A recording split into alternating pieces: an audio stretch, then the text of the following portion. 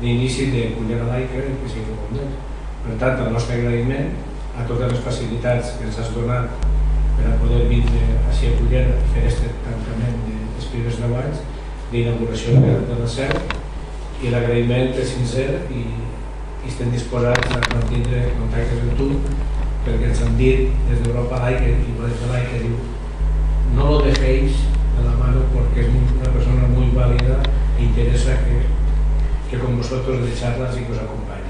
Por tanto, muchas gracias y compañeros, gracias. Bueno, pues muchas gracias a todos. Les pido disculpas porque no puedo compartir el idioma, tengo el oído un poco hecho, pero la lengua hablada pues no la tengo en absoluto. El honor es mío el poder compartir con ustedes esta presentación que les traigo hoy, cuyo título es Libertad de conciencia, reto del siglo XXI, y lo he acompañado del subtítulo Reflexiones en diálogo con Gonzalo Puente Ojeda, al cual pues a lo largo de toda la exposición pues me voy a ir refiriendo porque va a ser un entrar y salir permanente por su obra.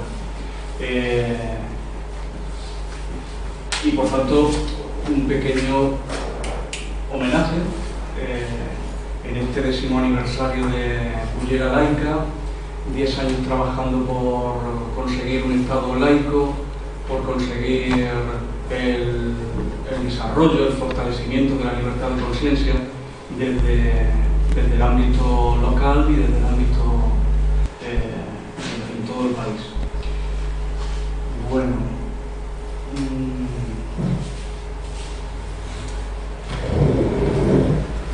digo que no voy a hablar de Gonzalo Puente Ojeda de forma directa, no voy a comenzar realizando una semblanza de su obra, de su recorrido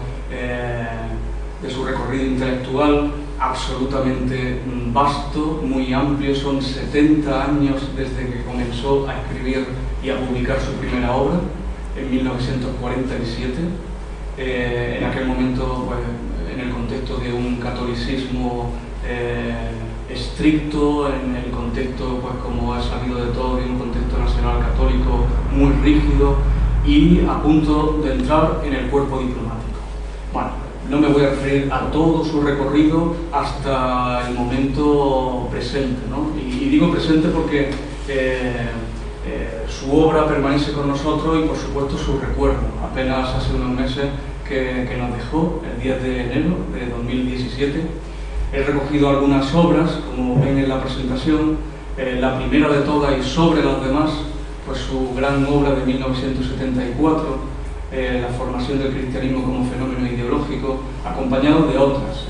En el margen superior, en el margen inferior derecho aparece la cruz y la corona, que fue de 2011, no es la última, pero sí que es de las últimas, y sí que la voy a tratar de manera particular porque en la medida que voy a abordar la libertad de conciencia y por tanto el laicismo, es una obra de referencia para él, donde él intenta recoger buena parte de su pensamiento político o filosófico político sobre todo este ámbito. Hay algunos textos que no están recogidos en esta obra, a la cual pues también haré referencia porque los considero fundamentales. Parte de esa semblanza está recogida en una obra que publiqué en 2014, una obra que le tengo un cariño particular, editada en una editorial de Barcelona, en su tinta. Y bueno, pues para mí pues, es un placer pues, donar un ejemplar a fondos de la asociación.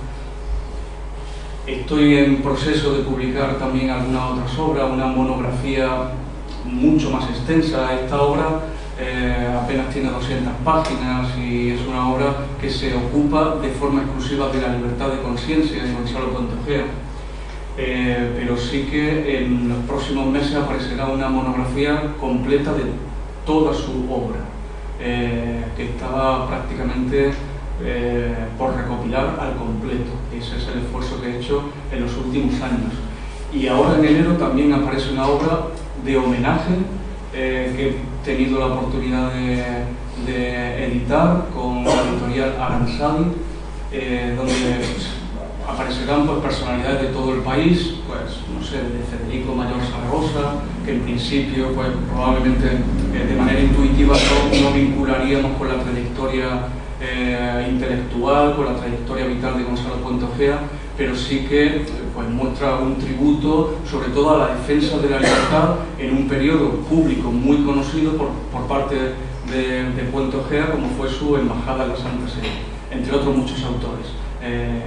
Más próximos ideológicamente, incluso menos, desde católicos hasta Javier Picasa, por ejemplo, el teólogo español, Antonio Piñero, Juan Antonio Aguilera Mochón, entre otros muchos. Bueno, he representado con esta diapositiva un pequeño esquemita del itinerario que voy a seguir. Indudablemente, vuelvo a leer el título, Libertad de conciencia, reto del siglo XXI, y me parece absolutamente pretencioso. En realidad voy a intentar engañarlo durante una hora en algo que necesitaría un recorrido mucho más detenido y que probablemente debería tener la proyección de un libro completo y no una presentación, pues seguro que acelerada como la que voy a hacer a continuación. Indudablemente el punto de partida será realizar un diagnóstico del siglo XXI, es decir, vamos a intentar partir de la situación o el lugar en el que nos encontramos con el fin de encarar esos retos pendientes para la consecución de la libertad de conciencia. Haré explícita la tesis que voy a intentar defender y que espero que caiga por su propio peso al final del recorrido. Indudablemente, la libertad de conciencia, sin detenernos puntualmente, pero en definirla muy brevemente, junto con el laicismo, que se implican mutuamente en la tradición española y en la tradición europea en la que nos encontramos. La libertad de conciencia es un término muy amplio, tiene otras dimensiones en América, por ejemplo, ¿vale? Por tanto, en el contexto en el que nos encontramos. Partiré de un problema metodológico pues que me consta que todos podemos compartir a la hora de abordar un problema como la libertad de conciencia o la tarea pedagógica que todos tenemos en manos a la hora de difundir en qué consiste el laicismo, ¿vale? En una disputa básica entre la defensa del laicismo y la libertad de conciencia y su fundamento teórico, una disputa que Gonzalo Puente Ojea resuelve con absoluta claridad. Y por último, finalmente ya abordaré los retos para el siglo XXI de esa libertad de conciencia. He destacado 4 elementos: el reto filosófico, histórico, jurídico y sociopolítico. Indudablemente hay muchos más. Hay un reto científico a la hora de abordar la libertad de conciencia que se me antoja, al menos en este momento, absolutamente amplio, y por tanto he preferido pues, no incluirlo en esta presentación. Respecto al diagnóstico, aunque es cierto que España desde 1945 tiene un derrotero histórico y político que no era el que se esperaba, justo antes de terminar la Segunda Guerra Mundial. Sin embargo, nuestra tradición se ubica en todo lo que ocurre en Europa a partir de ese momento, especialmente desde los años 60 y muy en particular a partir de la década de 70 y 80. Hay un giro a la derecha, ideológicamente, teológicamente, políticamente y filosóficamente, de amplia repercusión, tanto en el ámbito europeo cristiano como en el musulmán. Y pienso, por ejemplo, en Khomeini, su conquista del poder en 1979 y cómo acabó con un régimen laico, más allá del juicio que podemos tener sobre la política que desarrollaban los Shah, ¿verdad? El Shah de Persia. En Europa ocurre exactamente igual, y en América. Thatcher, Ronald Reagan, Karol Wojtyła accede a la Iglesia de Roma como referente principal y termina de cerrar lo que supuestamente iba a ser un ayornamiento, es decir, una actualización de la Iglesia Católica. Gonzalo Puente Ojea vive muy de cerca todo el proceso y no se deja engañar en ningún momento. Él, es cierto que en su juventud era católico, en un contexto familiar, de un catolicismo estricto, lo cual no le impidió, cosa sorprendente en el contexto español, profundizar de una manera sorprendente en su fe católica. Posteriormente, en su viaje a Francia, pudo ampliar y, por tanto, revisar ese fundamento teórico hasta que finalmente terminó saliendo de esa fe católica a finales de los 50. Por tanto, tuvo una evolución considerablemente rápida, teniendo en cuenta su punto de partida, porque él fue educado para el gobierno. Él formaba parte de las élites que en un futuro iban a gobernar este país. Por ejemplo, un compañero suyo llegó a ser presidente del gobierno español, Leopoldo Calvo Sotelo. Por cierto, si me permiten la anécdota, cuando estaban en el instituto, pues parece que eran algo rebeldes, liberales, que era un adjetivo en aquel momento pues absolutamente grosero, aplicado a alguien, y a Leopoldo Calvo Sotelo le hicieron beber aceite de resino, y a Gonzalo Puente Ojea le raparon el pelo por no cantar el Cara al Sol, cosa que era habitual en el colegio al que asistía, ¿vale?, en aquel momento, el Colegio Cervantes de Madrid. Bueno, en el contexto español, indudablemente nos ubicamos en toda esa tradición y somos herederos de todo eso que ocurre en el resto de Europa. Indudablemente no podemos olvidar la dictadura, ¿verdad?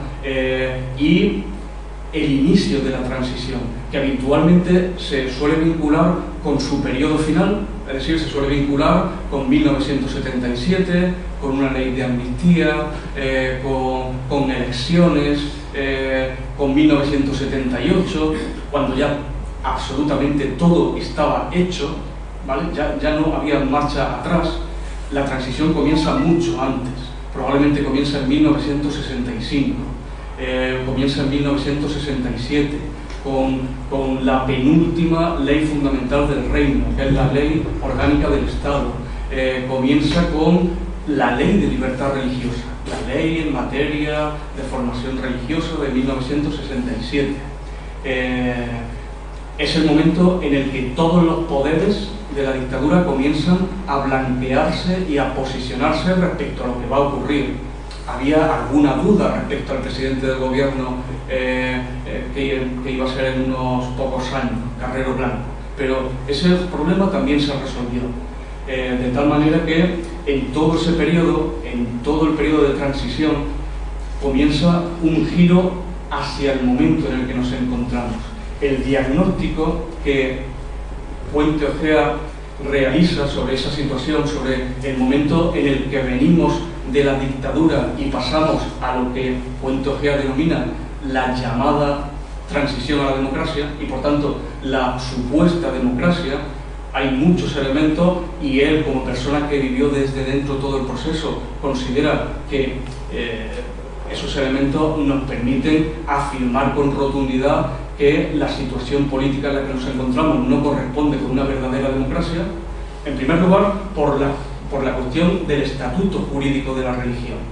Un estatuto jurídico que nos lleva muy lejos del laicismo. Él lo denomina criptoconfesionalismo, y criptoconfesionalismo no es otra cosa sino un confesionalismo oculto. ¿Oculto sobre qué? Sobre un manto muy denso de hipernormativización. Hay muchas leyes que sirven de cinturón protector y de encubridor de una situación confesional de hecho, valga la redundancia, conforme vamos pasando los años en democracia, ese confesionalismo se va reforzando, ¿vale? Se va haciendo mucho más sólido y va extendiendo a nivel económico, a nivel simbólico, a nivel patrimonial, en el asunto de las inmatriculaciones, me refiero, por ejemplo, a nivel educativo, etc. Y por supuesto a nivel económico, político y social. El confesionalismo es, en primer lugar, los acuerdos entre el Estado español y la Santa Sede. Los acuerdos, no olvidemos, importante, y lo hago notar porque en muchas ocasiones pasa inadvertido y en absoluto lo es, Los acuerdos no son de 1979. El primer acuerdo es de 1976. Se firma el primer mes que Adolfo Suárez tiene la presidencia del gobierno. Es decir, es un asunto urgente y es el acuerdo que jurídicamente blinda todo lo que va a ocurrir posteriormente con la religión. Los acuerdos del 79 son un mero desarrollo. Indudablemente estaban redactados. Apenas se aprueban 5 días después de firmar la Constitución, el 3 de enero de 1979.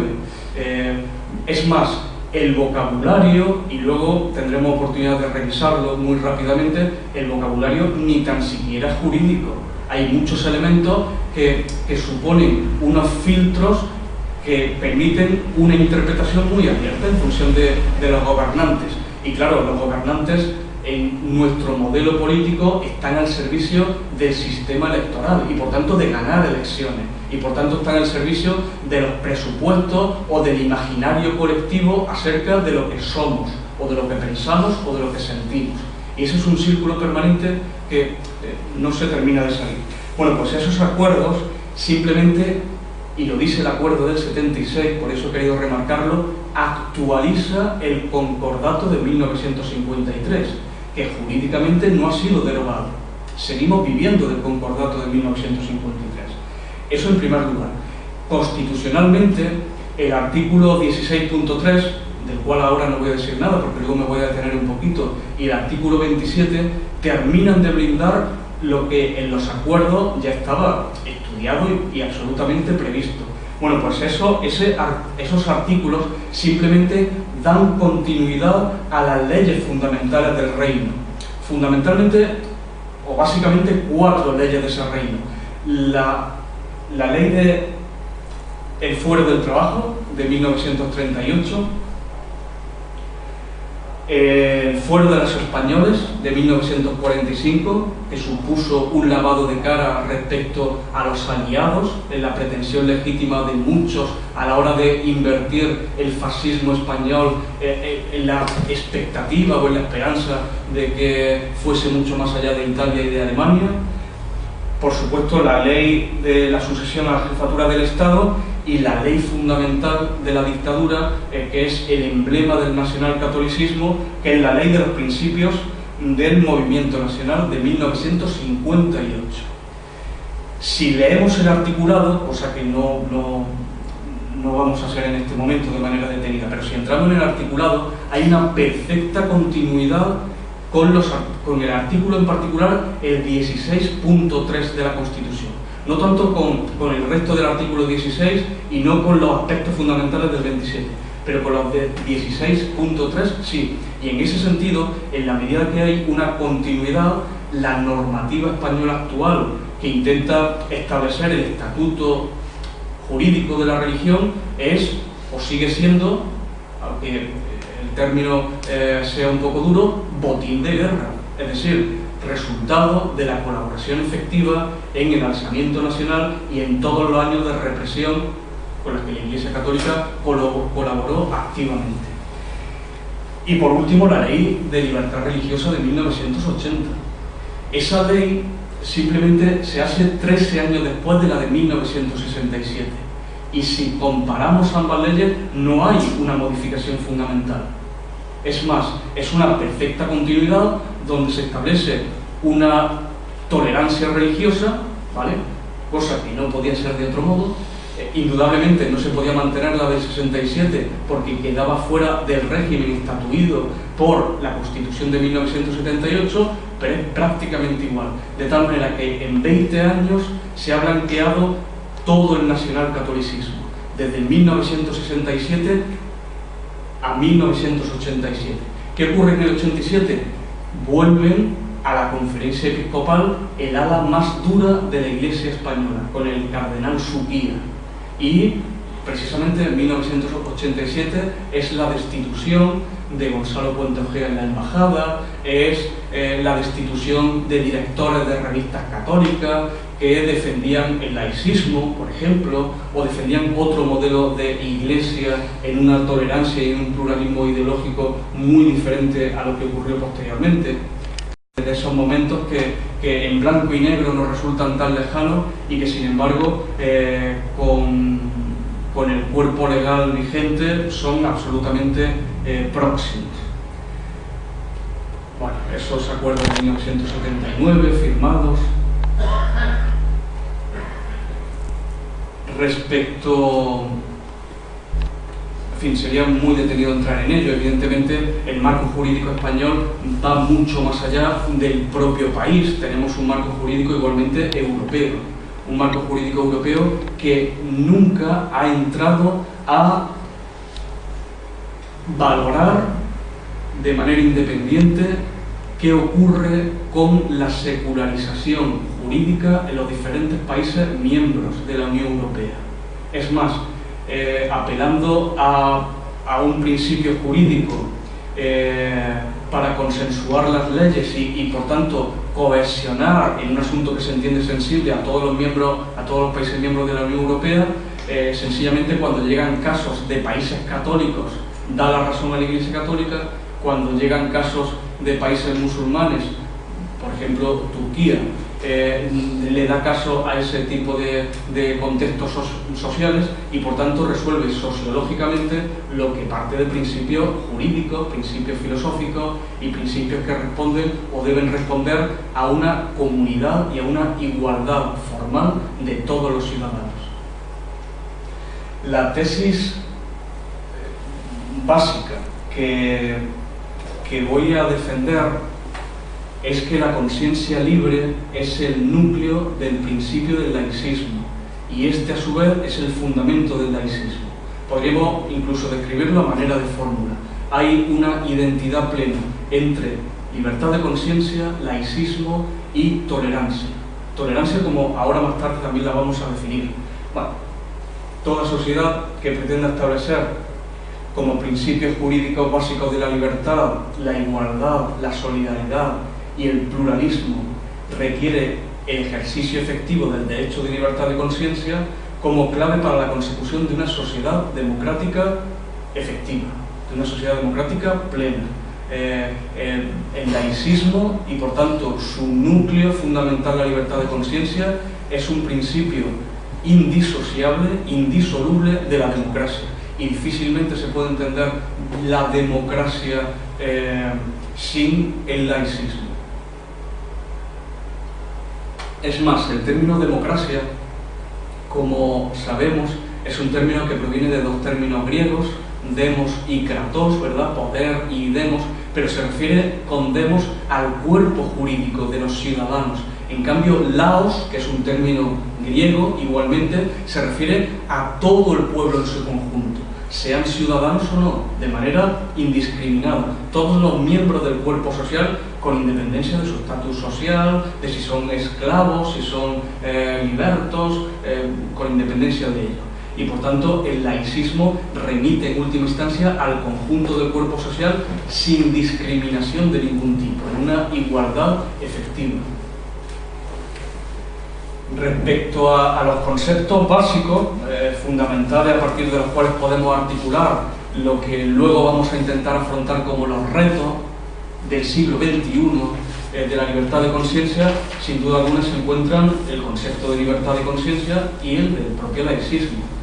En este caso, en este diálogo que pretendo mantener con la obra de Gonzalo Puente Ojea, he tomado de varias obras suyas la definición más precisa que he considerado a la hora de plantear un concepto de libertad de conciencia, de la cruz y la corona, ¿vale? Y señalo la cita porque es una cita literal. La libertad de conciencia es el derecho inalienable a disfrutar de plena libertad de pensamiento y de expresión en virtud del reconocimiento de la estricta igualdad formal y jurídica de todas y cada una de las conciencias, cualquiera que sean sus respectivos contenidos materiales, sustantivos, ¿vale?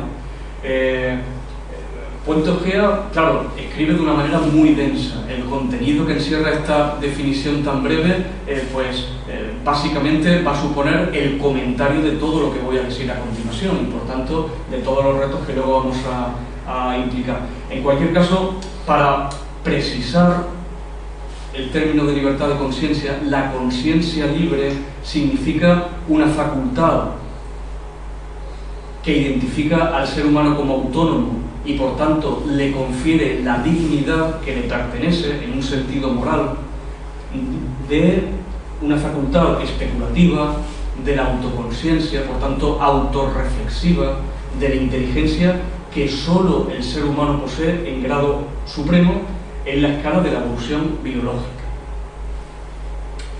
Extraída esta segunda cita de su obra Opus Minus, ¿vale? de una conferencia que dio Gonzalo Puente Ojea, titulada Conciencia Libre, en el Ateneo de Madrid. En lo que respecta al laicismo, o lo podemos definir, porque él lo aborda a lo largo de su obra en muchos momentos, lo podemos definir pues, con esta referencia a un texto de 2003, la democracia, el laicismo, principio indisociable de la democracia, donde lo define como un movimiento radical a favor de la conciencia libre. Simplemente si nos detenemos ahí, vemos la implicación que existe entre el laicismo y la libertad de conciencia. Y a partir de ahí deriva algunas consecuencias. No se posiciona ni a favor ni en contra de la religión.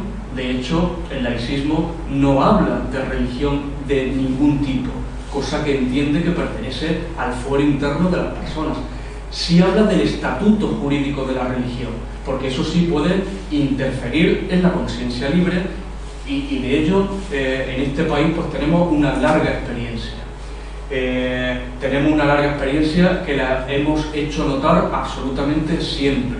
Tenemos una larguísima tradición anticlerical, es decir, antieclesial, reflejada en la literatura, reflejada en nuestra historia.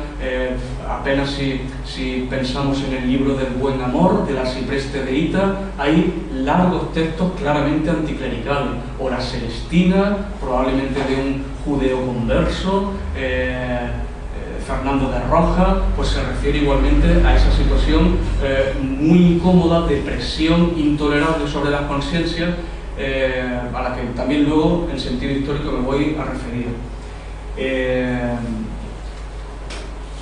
Se presenta como resuelto e insobornable defensor de un diseño de sociedad político que propicie y asegure jurídicamente, y esa es la clave, que asegure jurídicamente, y esa es la dificultad, en muchos momentos de nuestra historia, especialmente el siglo XIX, que supone en nuestra historia política el clímax de la tensión entre el poder regio y el poder eclesiástico por un lado y el poder civil por otro, fue un momento en el que pudo haber ocurrido determinadas cosas a la hora de establecer una secularización jurídica en el país. Y buena prueba de ello, más allá de estatutos o constituciones, fue la redacción de la Constitución de 1873, la que podría haber sido la Constitución de la Primera República Española y que no llegó nunca a aprobarse, precisamente por un giro político-militar de restauración borbónica. Y la supresión, por tanto, de cualquier tipo de iniciativa iniciada en la Revolución de 1868. El otro gran momento, sin duda alguna, fue en 1931. Una tradición desde los años 60 del siglo anterior, desde 1868, de republicanismo, de anarquismo, de defensa del laicismo, de un anticlericalismo entendido en múltiples direcciones, incluido también ciertos brotes de violencia puntuales que ocurrieron en los años 20, en los años 30, y que vienen a expresar pues, la tensión comprimida que tenía el pueblo español frente a una opresión secular por parte de la Inquisición, de los poderes fácticos y del control educativo, formativo e ideológico de nuestro país, sin pretender justificar en modo alguno actos de violencia absolutamente injustificados, y no solamente injustificados, sino que perjudican el discurso laicista porque rápidamente es absorbido por el victimismo eclesiástico y puesto enfrente para hacer valer unos privilegios que terminan convirtiéndose en derechos naturales, ¿vale? Por ejemplo, todo el asunto de la conversión de mártires, de caídos por la fe o muertos por la fe católica durante la Segunda República y la Guerra Civil, es algo que comenzó precisamente y fue un elemento fundamental en el cese de Gonzalo Puente Ojea en la embajada del Estado español cerca de la Santa Sede. El inicio de el nombramiento de primeros mártires por la Guerra Civil. En concreto, bueno, fueron unas monjitas de Guadalajara asesinadas cruelmente durante el periodo de la Guerra Civil. Fueron las elegidas para iniciar todo el periplo de mártires que se están nombrando y que por tanto sirven para reforzar el ideario de los afectos a determinada ideología católica y del discurso general de reivindicación del sometimiento al que ha sido víctima durante décadas, ¿verdad? Se contabilizan aproximadamente unos 11.500 mártires y apenas hay convertidos en mártires en este momento unos 2.500. La cifra subirá rápidamente porque ahora hemos pasado a la fase de mártires colectivos y en algunos momentos vamos de 500 en 500, ¿vale? Respecto a este concepto de libertad de conciencia y de laicismo, Gonzalo Puente Ojea distingue con toda claridad laicidad y laicismo e identifica ambos conceptos como la estrategia que la Iglesia Católica asume desde finales del siglo XIX y sobre todo a partir del siglo XX, fundamentalmente con Pío XI, pero con todos los papas posteriores, en los diferentes artículos que los papas publican en este sentido para fundamentar su doctrina, artículos llamados encíclicas, ¿verdad? Bueno, pues ese antilaicismo es identificado rápidamente y con muy buen criterio porque ataca precisamente al elemento de poder que supone esa creencia religiosa, ¿vale?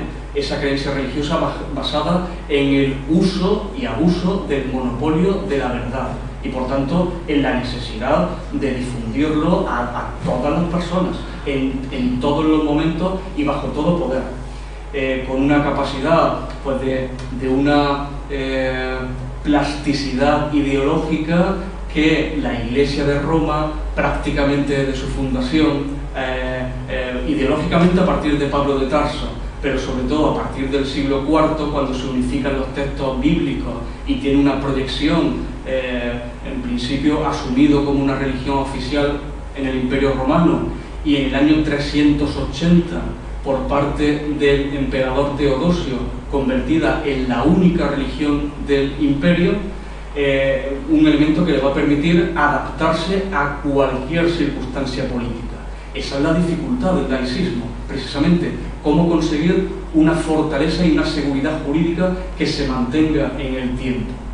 Y probablemente una de las causas que en el debate que se desarrolló en las Cortes Constituyentes de 1931, pues trajo de cabeza a todos los diputados y finalmente tuvo como resultado esa Constitución de 1931 en su artículo 3, en su artículo 26, que garantizaban plenamente la libertad de conciencia. En el caso español, ese antilaicismo católico, con el periplo, pues muy brevemente, que apenas he esbozado desde 1967 para acá, se convierte en un régimen de pluralismo religioso. Dicho en lenguaje vulgar, el café para todos. Es más, asistimos progresivamente a cómo las religiones catalogadas como minoritarias, pero asumidas como religiones oficiales. En nuestra tradición, habitualmente, el protestantismo, la religión musulmana y el judaísmo, fundamentalmente, reclaman el mismo espacio que tiene la Iglesia Católica. Claro, el artículo 16.3 está muy pensado y solo se nombra a una de estas religiones con el fin de establecer una colaboración efectiva entre los poderes políticos y esa religión de manera particular. Y por tanto siempre van detrás de todo lo que va consiguiendo la Iglesia Católica. Ese pluralismo religioso que nada tiene que ver en absoluto con el laicismo y sí tiene que ver con la laicidad. ¿En qué consiste la estrategia de la laicidad? De la teología del laicado, que tiene una difusión, en primer lugar, francesa, pero que tiene un pasado muy anterior, sin duda alguna. Es toda una estrategia de la Iglesia Católica en la llamada doctrina social de la Iglesia, desde finales del siglo XIX, pero sobre todo a lo largo de toda la encíclica del siglo XX. Esa laicidad consiste en asumir la separación Iglesia-Estado, es decir, el elemento inevitable en el siglo XX, es más, no solo inevitable, sino conveniente. La Iglesia Católica venía de tener un fuerte problema con los estados europeos, que básicamente, bueno, se puede resumir en el término regalismo, es decir, en la intervención legítima que los estados europeos pretendían a la hora de designar a los obispos. Y eso era algo que le causaba mucha incomodidad a la Iglesia Católica. Por tanto, no hay ningún problema en asumir la separación. Es algo muy beneficioso, de hecho, la separación entre Iglesia y Estado, siempre que se establezcan compromisos de colaboración permanente y una colaboración permanente que quede a la voluntad del gobernante y no claramente recogida en un cuerpo jurídico, ¿vale? Como ocurre, por ejemplo, en el caso español. El resultado es el que antes me he referido, centrado en la Constitución de 1978, que solamente en un sentido cronológico recoge parte de los acuerdos después de ella. En este sentido, no solamente esos acuerdos son preconstitucionales, sino que la propia Constitución contradice artículos dentro de la propia Constitución y por tanto es una amalgama jurídica que luego tiene un desarrollo amplísimo desde la Ley de Libertad Religiosa y una amplia red normativa posterior que hace prácticamente inextricable poder establecer un Estado laico de forma progresiva si no nos centramos en establecer un proceso constituyente que revierta lo conseguido, entre comillas, por la Constitución de 1978.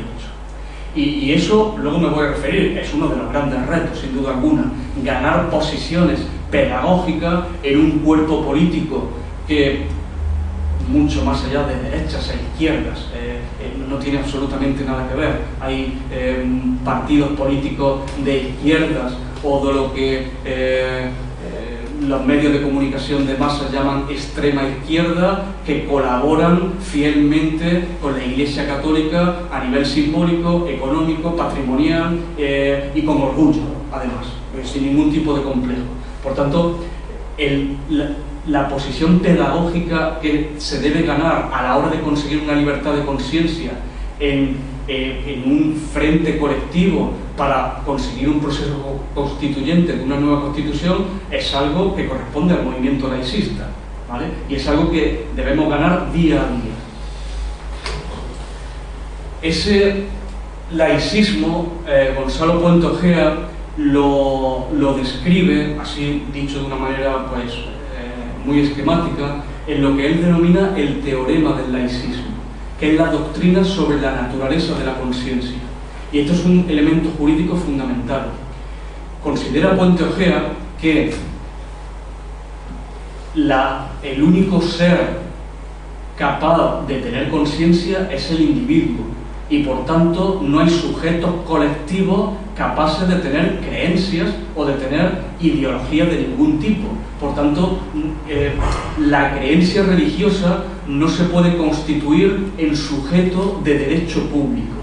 no se puede constituir en un elemento sociopolítico a un nivel igual que cualquier otro ámbito del Estado, sino que son los individuos los que tienen conciencia y, por tanto, los que pueden reclamar un determinado estatuto jurídico para sus creencias y, por tanto, para su libertad de conciencia en el ámbito societario, es decir, en el ámbito de las asociaciones. Y en este sentido, la creencia religiosa no tiene mayor pretensión de derecho público, no debe tenerlo, quiero decir, mayor pretensión de derecho público que una asociación de ajedrecistas, de faquires o de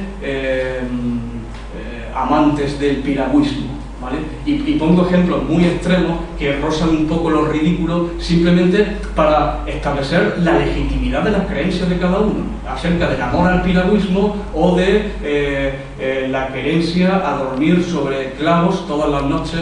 El elemento básico es lo que Gonzalo Puente Ojea denomina la regla de oro del laicismo, que es la regla de la igualdad formal, es la regla de la no discriminación, de la separación estricta entre el ámbito público y el ámbito privado, la libertad de las conciencias. ¿Qué significa igualdad formal? Que no hay discriminación de ningún tipo en el ámbito de la creencia y, por tanto, toda normativa jurídica debe tratar las creencias personales como lo que son, como creencias personales, porque no hay un cuerpo social, no existen los españoles son católicos. Puede ser Manolo, puede ser Juan, pero no existen los españoles. Los españoles como entidad esencial a lo largo del tiempo que se identifica con un cuerpo etéreo, no pueden, solamente las conciencias individuales autónomas somos capaces de tener idea religiosa o no tener idea religiosa o tener ideas contrarias a la religión, igualmente legítimas en el ámbito de la convivencia, indudablemente.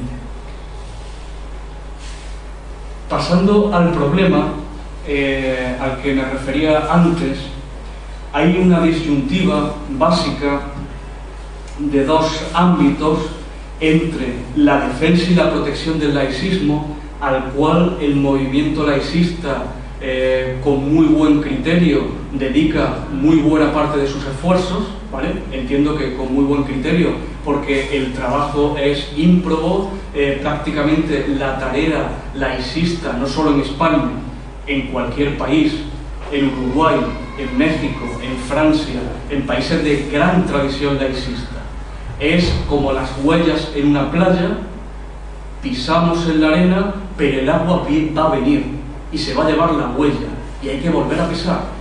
Esa es la tarea permanente siempre del laicismo, porque el poder al que nos, entre comillas, enfrentamos en el terreno jurídico e ideológico tiene un tipo de maleabilidad ideológica que se adapta a cualquier circunstancia.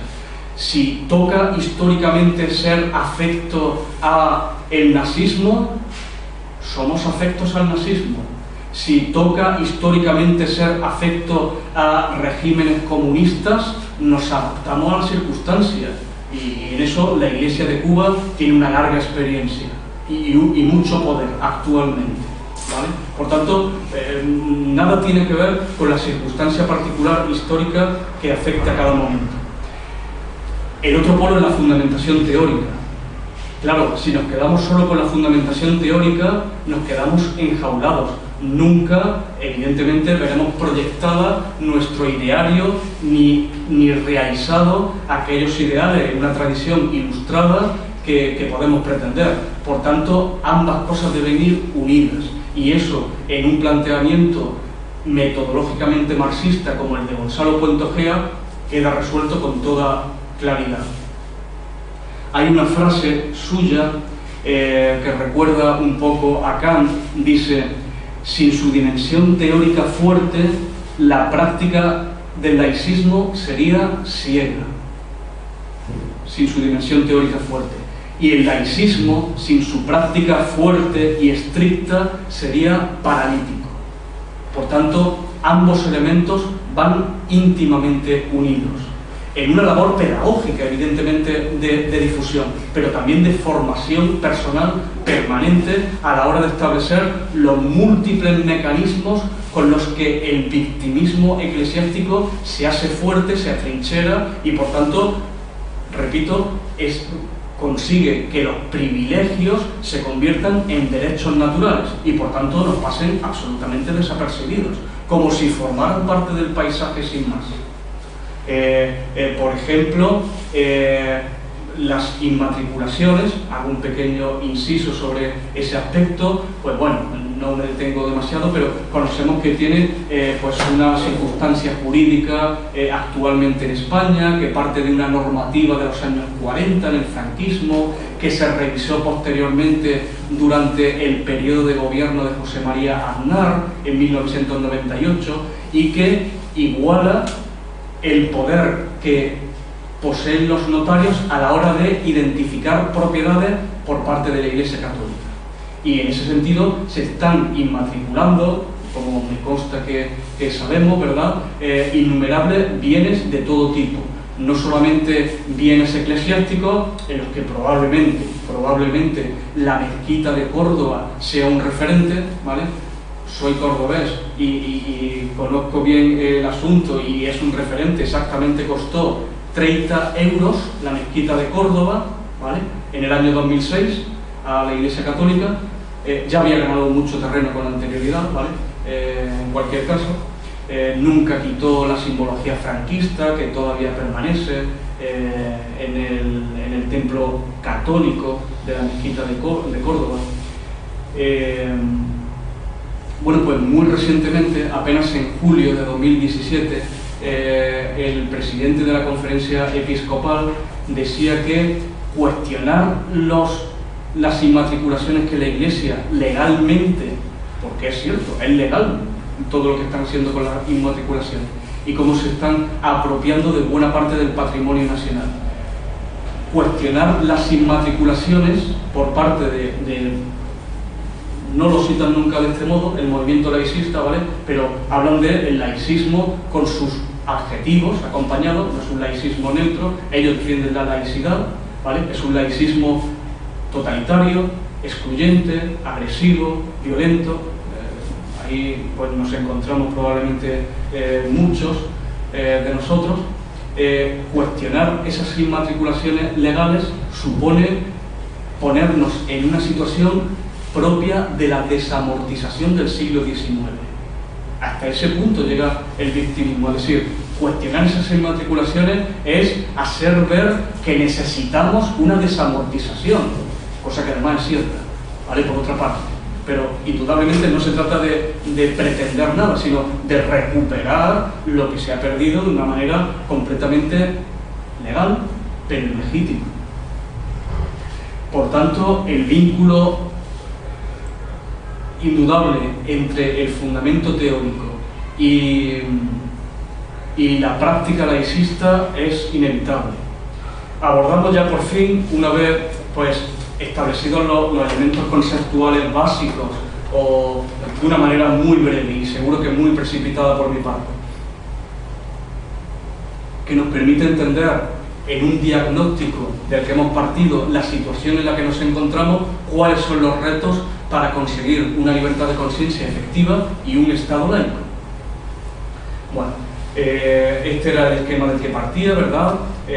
Vamos a comenzar por el reto filosófico en primer lugar, y con esta diapositiva quiero establecer el problema filosófico básico, que es el problema de cómo se vincula la defensa de la libertad de conciencia y del laicismo con la verdad. Esto es un elemento muy sensible. Me he metido dentro, con esta diapositiva, pretendo que entremos dentro de una catedral. Y en la catedral, desde dentro, vemos la cristalera, llena de colores. Y por tanto nos parece algo absolutamente sorprendente. Ni imaginarnos ya cómo sería hace siglos, donde no existían medios audiovisuales.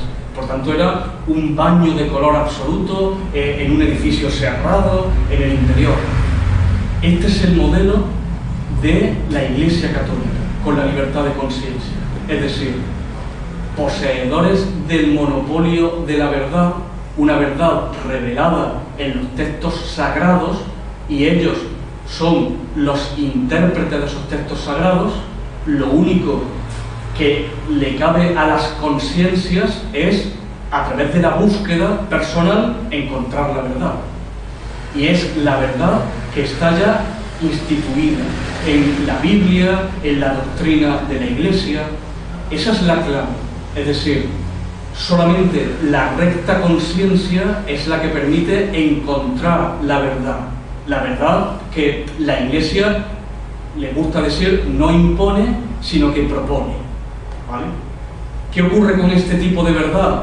Evidentemente que es una verdad heterónoma. No es una verdad que busco por mí, sino que ya está hecha. Yo simplemente tengo que encontrarla. Por tanto, la búsqueda es falsa. La búsqueda encierra una petición de principio. Es un argumento circular y, por tanto, una falacia. ¿Qué contrapone Gonzalo Puente Ojea a esta rectitud o esta recta conciencia? Contrapone la recta intención, es decir, la autonomía del individuo. Y ahora salimos de la catedral y la vemos desde fuera. Indudablemente la vemos con otros ojos. Si queremos entrar, tenemos que hacerlo nosotros. Y vamos a encontrar lo que nosotros encontramos. Es más, miramos hacia la vidriera y ya no vemos tantos colores. Probablemente porque nuestros ojos no la vean. Probablemente porque no sean de colores. ¿Vale? Por tanto, vamos a llegar hasta donde nosotros queremos. También podríamos pasar de largo. Podríamos entrar dentro de la catedral, podríamos pasar de largo, pero es algo que va a ser una búsqueda libre. Esa es la clave de la libertad de conciencia. Es una búsqueda autónoma y permanente de la verdad, pero no una verdad absoluta, sino una verdad buscada con nuestras facultades, nuestra libertad de pensamiento, nuestra forma de entender la realidad, de entendernos en nuestro ámbito cognitivo, en nuestro ámbito sentimental, en nuestro ámbito pasional y en lo que somos en definitiva como hombres y mujeres del siglo XXI que pretendemos vivir. El problema es el siguiente: a la hora de situarnos con esta libertad de conciencia, con esta rectitud de intención que establece la autonomía del individuo, que es el ámbito de la dignidad que tenemos y de lo que somos, yo soy lo que mi autonomía y mi libertad me permite ser. El problema es el siguiente: ¿cómo me sitúo en el espacio público? Indudablemente la clave, dice Puente Ojea, es un relativismo metodológico a la hora de situarme en el espacio público y, por tanto, de establecer un pluralismo ideológico compartido con los demás. Pero no hay que confundirlo con el escepticismo filosófico. Es decir, en el ámbito público debo reconocer que mis razones pueden ser tan válidas como las del contrario en el ámbito público para establecer un ámbito convivencial y, por tanto, establecer una tolerancia genuina en una democracia de pluralismo ideológico, lo cual no supone que su contenido material sea idéntico. No toda verdad es igual. ¿Cuál es el criterio básico? Pues desde la autonomía de mi racionalidad, lo que nos permite establecer el criterio a la hora de definir las verdades es el conocimiento científico.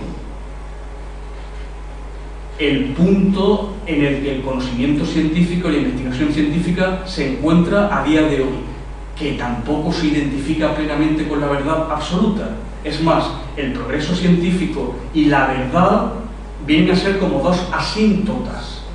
Parecen paralelas, pero una tiende a la otra a cruzarse. Probablemente se crucen en el infinito, no lo sé. Lo único que sé es que este momento en la historia de la ciencia, si se encuentra más allá en el tiempo, está más cerca de la verdad que el momento anterior. Y por tanto, en ese sentido podemos hablar de progreso científico, que no es el criterio último, pero es el que tenemos, es lo que somos, con toda la humildad y modestia intelectual de la que seamos capaces. Pero es el momento en el que nos encontramos y es el referente racional de lo que somos. Y por tanto, no todo vale, no toda verdad es igual. Pero en el ámbito público, la rectitud de intención en la búsqueda de la verdad desde mi conciencia y desde mi dignidad es lo que permite la convivencia. Y ese es el núcleo filosófico al que se contrapone el modelo de laicado, de laicidad de la Iglesia, por parte de la concepción de Gonzalo Ponte Ojea. Eso es lo que respecta al reto filosófico. Y por tanto toda esa crítica al relativismo es falsa. Hay un relativismo metodológico, pero no hay un escepticismo filosófico. No todo vale. No vivimos en una posmodernidad permanente, ¿vale? Sino que hay elementos que merecen un reconocimiento público y un seguimiento explícito y una defensa, y otros que no lo merecen deben ser duramente criticados con la mayor vehemencia posible, las ideas me refiero, y nunca las personas. Desde el punto de vista histórico, nuestra tradición, además, tiene una rémora que considero importante. En primer lugar, solemos referirnos a, o solemos mejor asumir un relato histórico en el que en un momento determinado de nuestro pasado histórico se expulsaron a los judíos, y he recogido aquí, por ejemplo, el que probablemente sea la mayor violencia ejercida contra los judíos previa a 1492 en Barcelona, en 1391, que hizo que los judíos pues, se recluyeran en lo que se llama el Monte Judío, ¿verdad? En Montjuic, ¿verdad? Hasta la expulsión definitiva en 1492, que tampoco es específica de España, sino que ocurre en otros lugares también en Europa o antes. O la expulsión de los moriscos a principios del siglo XVII. Y además marchas forzadas, ¿vale? Los últimos pues quedaron en las Alpujarras, posteriormente colonizadas por población del norte de la península, en concreto gallegas. Todavía mantienen los pueblos de la Alpujarra granadina nombres gallegos, Capileira, Pampaneira, son nombres de pueblos de aquella época, conservan todavía pues, a los colonos gallegos, ¿verdad? Tuvieron que marcharse de manera precipitada. ¿Tuvieron que marcharse quién? ¿Quién tuvo que marcharse? Españoles. Los sefardíes, en su lengua, son españoles. Es un pueblo español. Es más, algunos conservan la llave de su casa con la que se marcharon, conservan la lengua, conservan periódicos que actualmente editan en sefardí y que estoy convencido que podríamos entender sin ninguna dificultad, ¿vale? Porque es español, antiguo, y los moriscos son españoles, con creencias peligrosas, eso sí, había que echarlos a todos, ¿vale?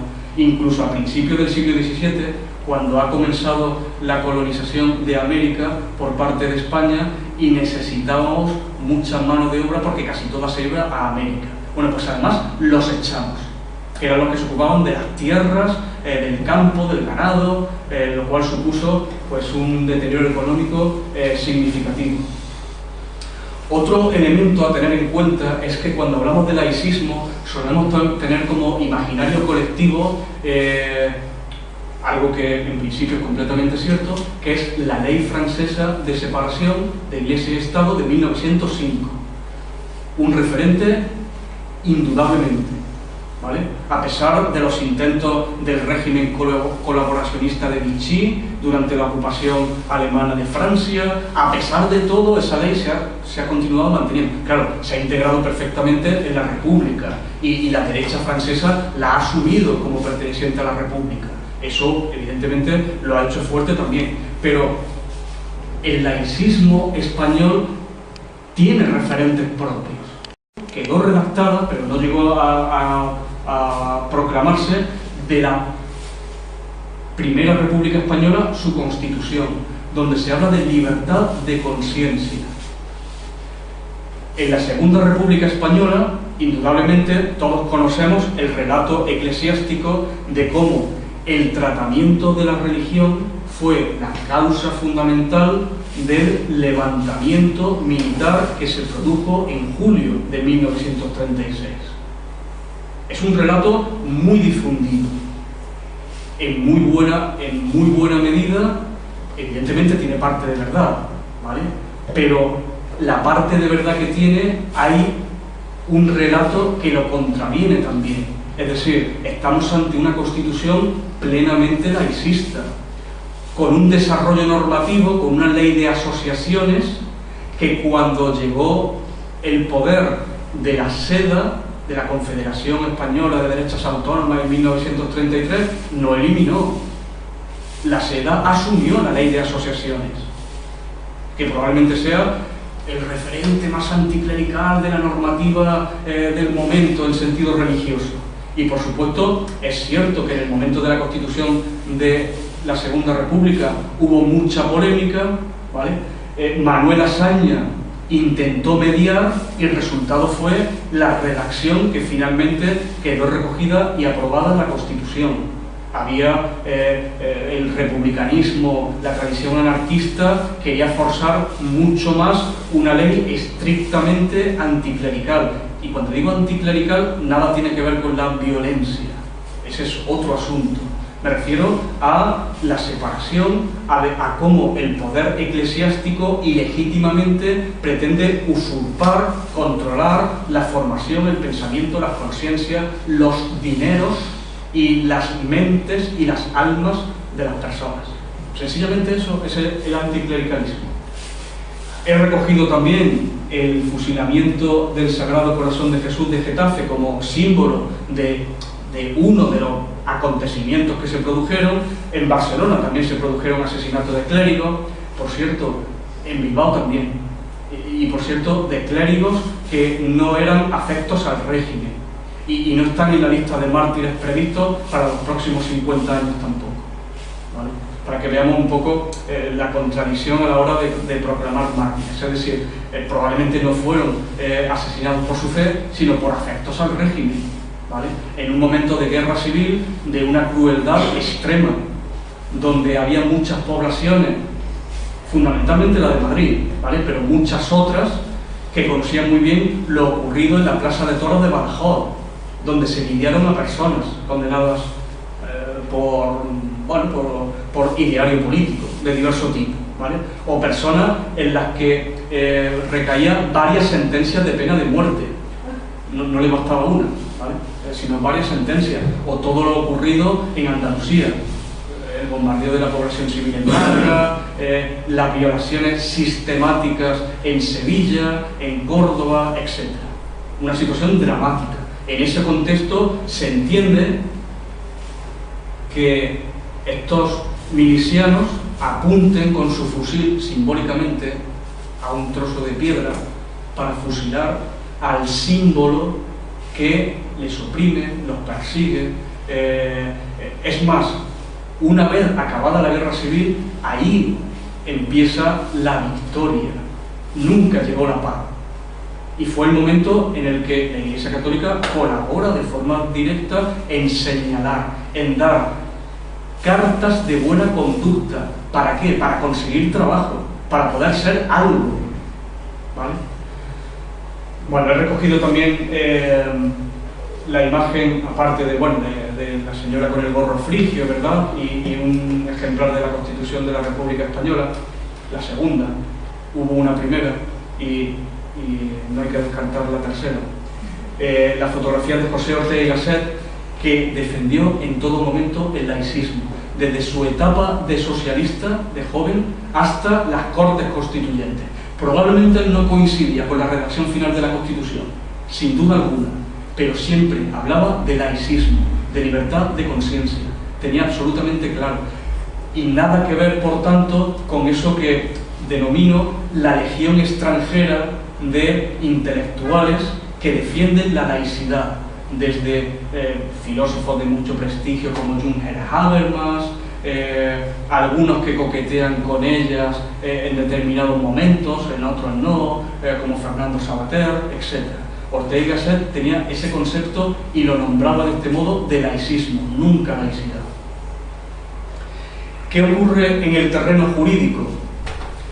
Claro, el terreno jurídico es un asunto cuyo tratamiento requeriría, pues, no una exposición de algunos minutos como esta que estamos teniendo, sino mucho detenimiento. Bueno, Gonzalo Puente Ojea, cuando comienza a revisar de forma crítica lo que él denomina la llamada transición a la democracia, ni hubo transición porque no hubo proceso constituyente real, ni el resultado fue una democracia efectiva, ni hubo ruptura de ningún modo. De hecho, el nombre es muy claro.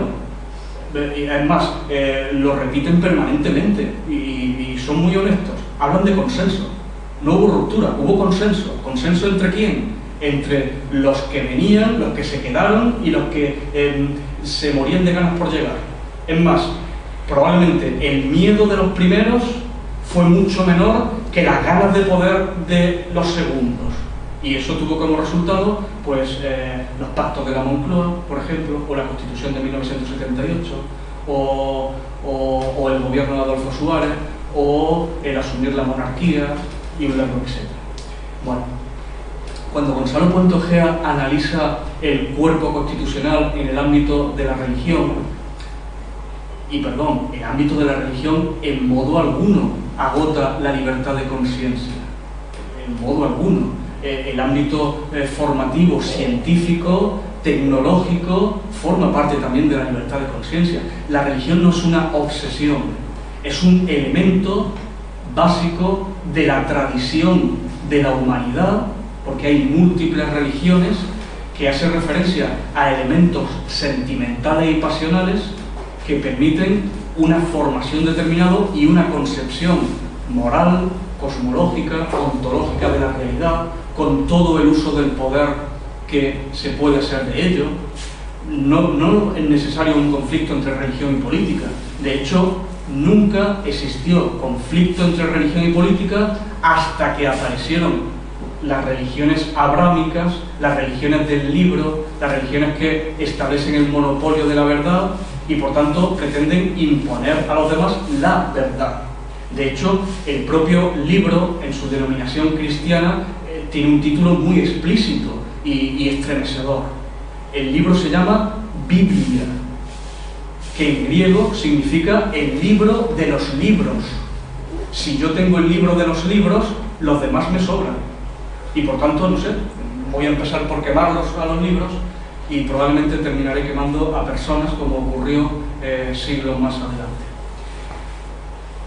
Decía que cuando Gonzalo Puente Ojea aborda la Constitución, se fija en el artículo 10.2, que establece que todo el cuerpo normativo de la Constitución española, como elemento jurídico de la Unión Europea, se establece a partir de los derechos humanos, es decir, de la Declaración Universal de Derechos Humanos de 1948, como parte de la Carta de los Derechos Humanos de Naciones Unidas. Y en este sentido, identifica Puente Ojea en la Declaración Universal, sin duda alguna, un referente jurídico a nivel internacional, identifica un elemento cuestionable a propósito de la libertad de conciencia. Yo me voy a permitir añadir otro más, ¿vale? El que él señala tiene que ver con el artículo 26 de la Declaración Universal de Derechos Humanos, en referencia a la libertad de conciencia de los niños. Es un artículo que las constituciones europeas asumen y en general asume todo el mundo, según el cual los padres, como protectores de sus hijos, tienen la potestad y el derecho de establecer ideológicamente la formación de los niños.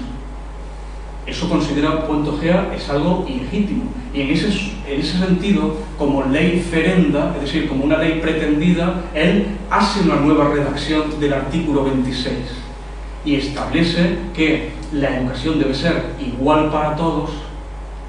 Los padres no deben establecer en el ámbito público unos elementos preferentes y solamente quien quiera, además de recibir la educación pública, además podrá, pagándolo de su bolsillo, tener colegios privados donde formar a sus hijos en el ideario que buenamente consideren. Pero la formación de la ciudadanía en el ámbito de la protección de la infancia, que es el momento pues, más débil, el momento en el que comenzamos a formarnos, a orientarnos, a tener referentes y modelos de todo tipo, debe ser igualmente protegida. Añadiría otro más, y probablemente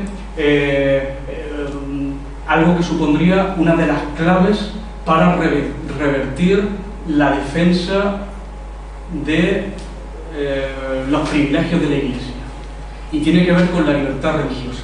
El artículo 18 de la Declaración Universal de Derechos Humanos habla de libertad de pensamiento, libertad de conciencia y libertad religiosa.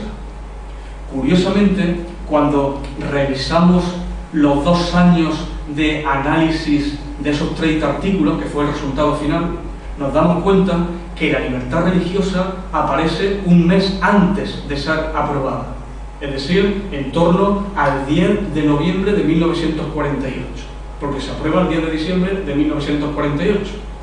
Antes siempre se había hablado de libertad de conciencia y libertad de pensamiento. Por cierto, igual que en la pretendida Constitución de la Primera República Española. ¿De dónde viene la libertad religiosa? Es una clave fundamental. En la medida que en ese artículo se habla de libertad religiosa, estamos convirtiendo a ese derecho en un elemento de derecho fundamental y libertad pública. Esos artículos, los derechos fundamentales en una Constitución, tienen un cuerpo jurídico protector del que carece el resto. A pesar de ser la propia Constitución, el Estado está obligado a remover todas las dificultades que existan para que la persona o el sujeto jurídico pueda realizar ese derecho de libertad religiosa. Y por tanto encontramos una disyuntiva radical entre libertad religiosa y libertad de conciencia, y lo tenemos dentro del artículo 18, el referente último de nuestra Constitución. Lo interpretemos como lo interpretemos. ¿De dónde viene esa libertad religiosa? ¿Qué movimiento religioso forzó a su inclusión? Pues aquellos que en aquel momento tenían toda la legitimidad para reclamar lo que quisieran, porque tenían la Shoah, el holocausto, encima, y fue la religión judía. La religión cristiana y la religión musulmana no abogó por ello. Se han servido posteriormente de ello, y tienen declaración de derechos del pueblo islámico, por ejemplo, o dentro del Concilio Vaticano II hay la declaración Dignitatis Humanae, que intenta reproducir desde la perspectiva cristiana esos derechos humanos, ¿vale? Pero la inclusión colectiva de la ONU, de la Organización de Naciones Unidas, en su Carta de Derechos Fundamentales, se encuentra ya en el artículo 18. Por tanto, lo considero un elemento fundamental, la exclusión de ese derecho como un derecho fundamental, como una libertad pública. Es un derecho privado, indudablemente. Las personas tienen derecho a expresar ideas religiosas o de cualquier otro tipo, ¿vale? La religión no es una realidad paralela a la cultura. La religión forma parte de la cultura y forma parte de quien lo asume, quien lo disfruta o quien lo padece, pero forma parte de la cultura y por tanto debe estar perfectamente integrada en el ámbito privado, en el ámbito de las conciencias. No hay sujetos de derecho público que pretendan un reclamo de un derecho fundamental, y esa es la situación que nos encontramos. En el ámbito internacional, si nos vamos al ámbito constitucional, pues probablemente convenimos que, voy ya terminando muy brevemente, probablemente convenimos que es el artículo 16.3 la clave del estado actual de las cosas en el ámbito religioso. Ese artículo 16.3 de la Constitución Española, bien conocido por todos, sin duda alguna, pero me voy a permitir un pequeño análisis. La primera frase no solamente es demoledora, sino que tiene un origen muy peculiar. Le ocurre exactamente igual que a la libertad religiosa en la Declaración Universal de Derechos Humanos. Apareció en el último mes. En todo el debate constitucional no aparece esa frase. Es más, uno de los padres de la Constitución, Manuel Fraga, defendía que la redacción del artículo debía ser igual que en la Constitución de la Segunda República Española. El Estado es laico. La primera frase no dice absolutamente nada. Y de hecho es un juego de manos. Cambia el sujeto por el predicado. Originalmente no decía esto. Dice, ninguna confesión tendrá carácter estatal. ¿Qué significa eso? ¿Que no vamos a tener teocracia? Decir eso y no decir nada en el siglo XX, cuando se firmó, no tiene ningún sentido. Lo que decía originalmente es que el Estado sujeto no tendrá confesión alguna. Es darle la vuelta. Al cambiar el sujeto por el predicado, lo desmontamos ideológicamente, le quitamos todo su contenido. Y por si hubiese duda, continúa el artículo, los poderes públicos tendrán en cuenta. ¿Qué significa tendrán en cuenta? ¿Quién tendrá en cuenta? ¿Qué tendrá en cuenta? ¿Las estadísticas? Hombre, con un poco de maldad deberíamos ser mucho más comprensivos y entender que tendrán en cuenta corriente, que es el estado económico en el que se encuentra actualmente la Iglesia, con unos 11.000 millones de euros anuales recibidos del erario público. Probablemente tendrán en cuenta corriente. Bueno, creencias religiosas de la sociedad española. ¿Qué creencias tiene la sociedad española? ¿Qué es la sociedad española? ¿Eres tú? ¿Es él la sociedad española? Del pasado, del momento de la redacción de la Constitución, según la última estadística del SIS. ¿Qué es la sociedad española? ¿Es un elemento capaz de tener conciencia y por tanto creencias personales o creencias religiosas de algún tipo? Mantendrán consiguientes relaciones de cooperación. ¿Cuáles? La que la voluntad del gobernador decida. ¿Qué gobernador? ¿El estatal, el autonómico, el local o todos a la vez? No me detengo en el nombramiento fundamental de una de esas iglesias, de un tipo, y ahí está muy claro el privilegio, porque se nombra explícitamente. Tendremos con ella la cooperación. Un pequeño inciso, el término cooperación no es nada jurídico. Por primera vez aparece en la Asamblea de Sacerdotes y Obispos de 1971. Desde esa época la Iglesia estaba pensando en qué iba a pasar con ella, en cómo se iba a resolver la situación jurídica de la Iglesia. Ya se hablaba en ese congreso de cooperación, como un elemento mediador entre el confesionalismo y el laicismo, que es lo que finalmente ocurrió, un pluralismo religioso, donde evidentemente las demás confesiones no pasan de ser sino una comparsa a expensa de las migajas que van soltando el resto de privilegios. Los privilegios, por definición, no pueden ser para todos, si no, no serían privilegios. La tarta tiene su espacio y nada más, ¿vale? En su reparto. Por último, el reto sociopolítico pues, tiene una dimensión en fin, muy amplia. Por ser muy breve, capaz de encontrar, pues, simplemente para no olvidar ninguno. En fin, la acción sociopolítica fundamental a la hora de transponer, aplicar todo el ideario.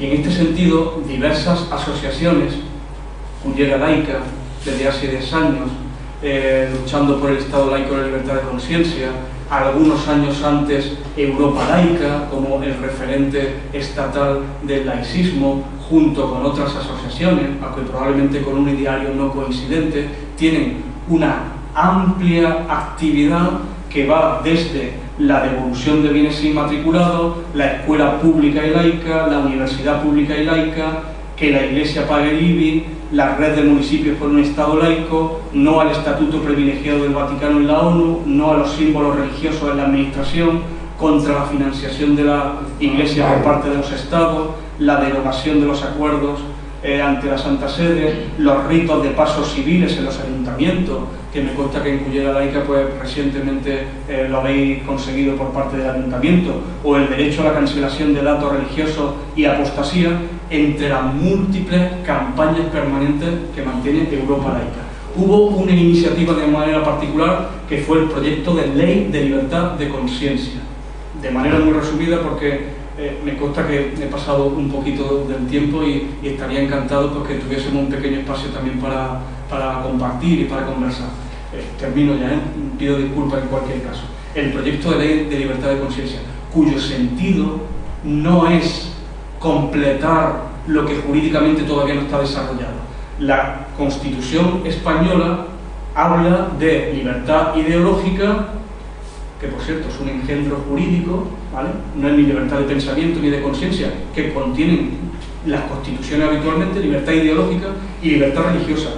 Hay una ley de libertad religiosa, la ley de libertad de conciencia no desarrolla la ley de libertad ideológica, sino que pretende asumir ambas. No se trata de completar lo incompleto, sino de reconvertir y de establecer, desde un punto de vista laicista, ese proyecto de ley de libertad de conciencia.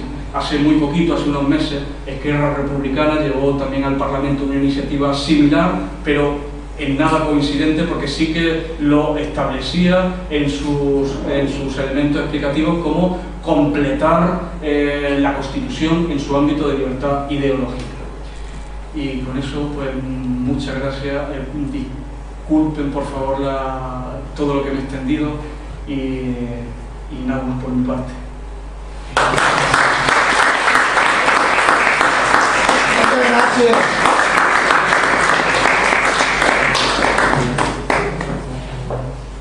Pues ara teniu la paraula si voleu comentar alguna qüestió. També gràcies, a part d'oblidar-me, per el regal tan apreciat que us fet, el llibre que he fet a Cullera Laica, que ho agraïm. Espero que no sea el único ni el último. Y que vuelva a venir. Que pueda, bueno, sería el placer absoluto. Lo tendremos en cuenta. Y un honor. Bueno, yo quería hacer una pequeña pregunta. ¿En qué matiz se puede diferenciar la libertad de pensamiento de la libertad de conciencia? Porque el concepto de conciencia es algo para mí un poco abstracto, porque no es algo que se utilice así habitualmente. Efectivamente, de hecho, es un término que no aparece en nuestra Constitución, tampoco aparece libertad de pensamiento. Son dos términos que suelen ir unidos y uno remite al ámbito de la expresión de esa conciencia y otro al propio pensamiento, pero sin extenderlo más allá de la gestión o del imaginario o del sentimiento o de lo que podemos pensar. Por tanto, es una pequeña diferencia de matiz. Suelen ir unidos en los cuerpos jurídicos. Bueno, igual digamos que a ver, ¿cuál es el matiz de diferencia entre la proyección externa o interna de cada una? La conciencia sería la abstracción pura y el pensamiento sería la reflexión de esa conciencia. Y la comunicación, sobre todo. Y la comunicación de esa conciencia. Es decir, la libertad de expresión. Básicamente. Vale, entonces se establece una diferencia entre la conciencia y la expresión de la conciencia. Pues vamos, claro. Por supuesto, no todo pensamiento es comunicable. Y hay momentos en los que a veces tenemos unos ideales absolutamente claros, precisos y formados, pero en otro momento están en continuo proceso de formación, incluso con una clara contradicción, y ese es el momento propio del ámbito de la no comunicación, sino de la formación o del cambio de ideario en nuestra conciencia. El pensamiento siempre tiene un elemento de publicidad, ¿vale? Pero son correlativos, indudablemente. Sí, digamos que la conciencia es la que observa el pensamiento. Podremos decirlo así. Pero bueno, bien. Ahí es que ya entramos en la especulación. ¿Ves? Mira, no, yo quería dos cosas.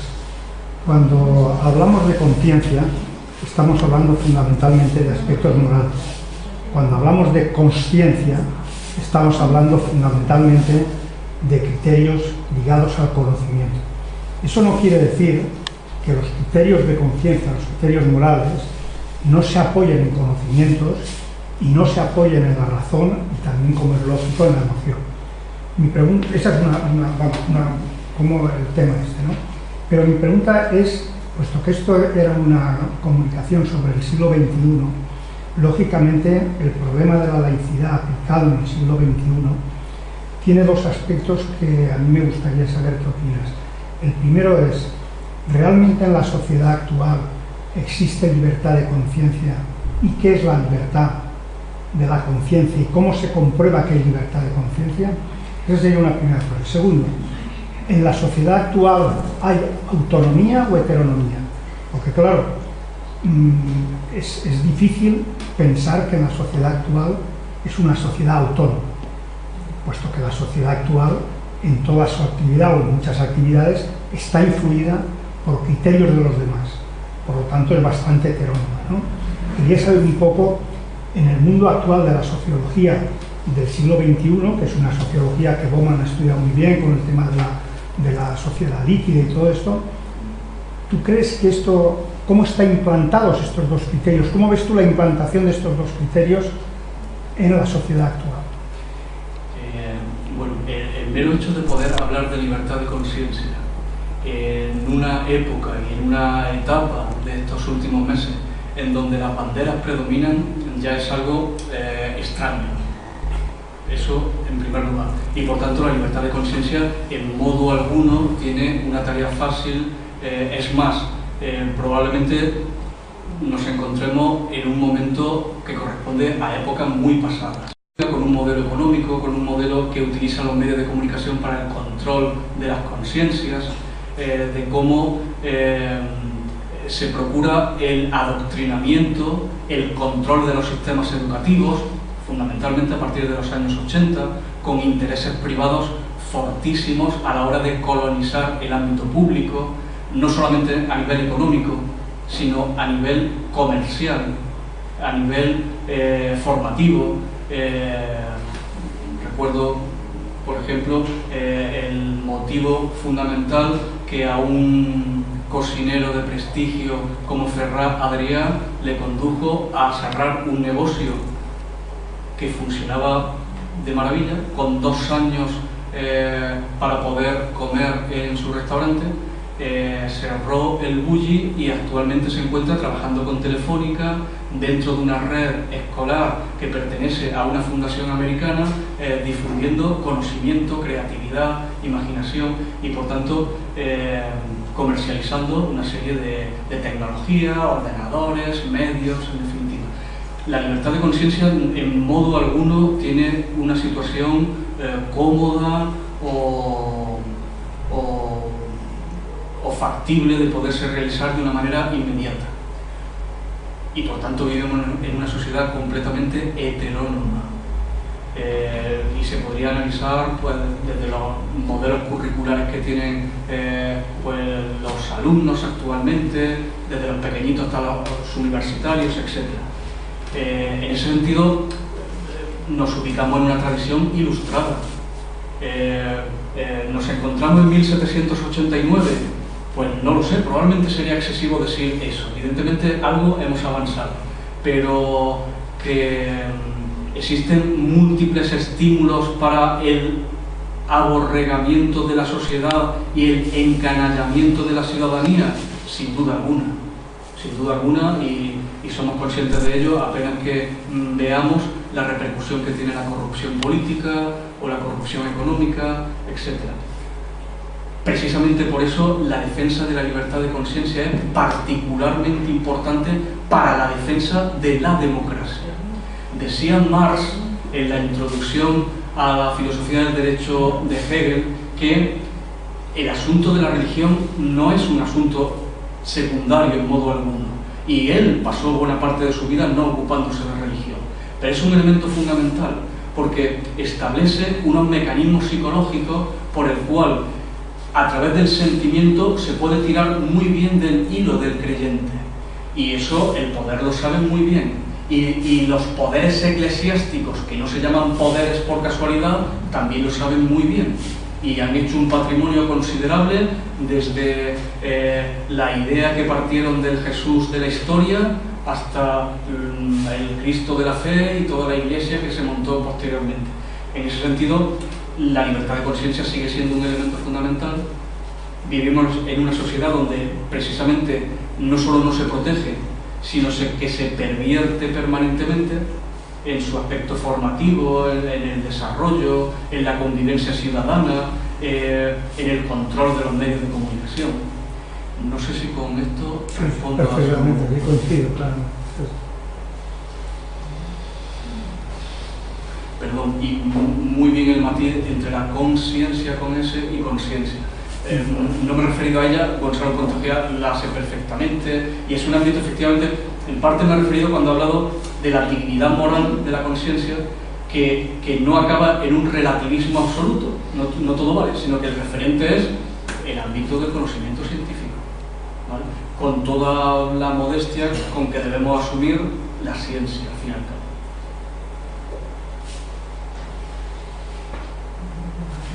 No, un poco. Se está describiendo la historia del cristianismo, sobre todo, bueno, y de la Iglesia Católica. Hay muy poca difusión, o sea, lo que has citado de Teodosio, eso, el código de Teodosio, pena de muerte a aquel que no sea católico, o sea, allí. Y entonces, pues, no sé, ahora están haciendo una película sobre Rafael, que fue uno de los grandes del Renacimiento, o ya se atrevieron a pintar la escuela de tema, ¿no? En fin, va muy lento, pero esperemos que poco a poco, ¿no? Es una tarea... Los historiadores están descubriendo que documentos que los daban como FETEN no son de esa época, son falsificaciones y tal, y todo esto. A día de hoy, en el Vaticano hay personas que se pasan todo el día falsificando documentos y tergiversando a día de hoy, es decir, con una amplia difusión de documentos, etc. Por ejemplo, pues, el otro día me encontraba en un acto y a propósito de otra cuestión, pues señalaba cómo la Iglesia Católica hizo todo lo posible porque el premio Nobel de Literatura, que a finales del siglo XIX le correspondía por méritos propios a Benito Pérez Galdós, le terminó cayendo a Jacinto Benavente. Y poco menos que me atribuían pues una invención mía o una fantasía del momento, ¿no? Hay documentos que lo recogen, ¿vale? Por tanto, esa tarea de difusión es fundamental. No olvidemos, por ejemplo, si pensamos en la antigüedad, que apenas el 10% de toda la cultura antigua nos ha llegado, que toda la revolución científica parte del pequeño conocimiento que tenemos de Alejandría, que tenemos de Atenas, en astronomía, en lo que llegará a ser la química, etc. Por tanto, es una tarea permanente. No por tener más medios de comunicación somos más transparentes, sino por conocerlo y difundirlo. Una religión muy agresiva. Miguel Ángel, una curiosidad es la diapositiva final que has puesto, si quieres compartirla, y la segunda, si quieres brevemente, porque sé que nos hora, en toda tu exposición, diagnóstico del siglo XXI, no has mencionado a Estados Unidos. ¿Podrías decirnos algo sobre la influencia de Estados Unidos? Acuérdate de la diapositiva final también. Sí. Claro, Estados Unidos es un país decisivo en muchos sentidos. La Iglesia Católica lo sabe muy bien y no ha tenido ningún problema en dar parte del dinero del Vaticano en resolver el problema escandaloso de la pederastia en Estados Unidos, porque la batalla religiosa en toda América es fundamental. Y la elección de un papa argentino no es casual en ese sentido, como en su momento tampoco fue casual la elección de un papa no italiano próximo al bloque soviético en un país ultracatólico como tradicionalmente ha sido la historia de Polonia. Si pensamos en Puente Ojea, Estados Unidos es un país fundamental. Él conoce desde los años 60, pero de manera particular entre 1980 y 82 vivió en Chicago. Y allí pudo comprobar una cosa muy curiosa, y es el alto desarrollo científico-tecnológico del país unido a una escasa secularización social, que no es incompatible en el caso americano con la secularización estatal. En ese sentido, Estados Unidos es un modelo que sirve de referente mundial. El control ideológico y la influencia sobre los poderes políticos es fundamental. De hecho, hay toda una corriente no de neoconservadores, sino de teoconservadores, y su centro de difusión es Estados Unidos, con fundaciones, con universidades, con una capacidad inmensa de difundir, de crear cursos a nivel mundial. En ese sentido, claro, Estados Unidos es fundamental, pero no es algo que es algo de manera preferente en la medida que sirve de referente político, pero toda América es un referente religioso, y el terreno que van ganando religiones secundarias, religiones cristianas que no son ni la católica ni la protestante, es enorme en Estados Unidos. Y eso está siendo un referente que está teniendo muy en cuenta la Iglesia Católica, y es algo que no quiere perder en modo alguno. De manera preferente el ámbito hispano, pero trabajan igualmente el ámbito anglosajón, el ámbito francoparlante, en Canadá o en la Guyana, aunque sea insignificante de población. Esta diapositiva de las cuevas de... ¿Perdón? No, es de diapositiva. De las cuevas de Altamira, ¿verdad? Representa probablemente un bisonte, un toro, o el animal de la época que ya no conservamos porque tenemos evolución, sencillamente.